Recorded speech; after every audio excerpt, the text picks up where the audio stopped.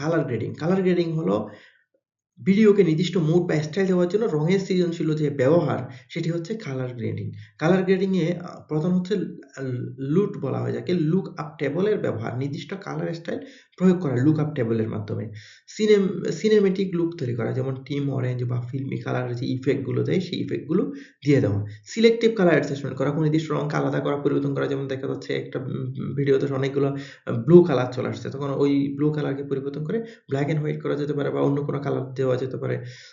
বা এদেরকে ব্লার করে দেওয়া যেতে পারে, বা এদের কালার অপাসিটি কমিয়ে যেতে পারে। ভিনটেজ ইফেক্ট, ফ্রেমের চারপাশে যে অল্প অন্ধকার করা বিষয়গুলো হাইলাইট করা। ভিনটেজ মানে বোঝা যায় যেমন একটা ফ্রেম, ওইটাকে হাইলাইট করার জন্য পাশের অন্য অংশগুলোকে অন্ধকার করে দেওয়া, বা পাশের বিষয়টাকে, যে বিষয়টাকে আমরা হাইলাইট করছি শুধু ওইটাকেই রাখা।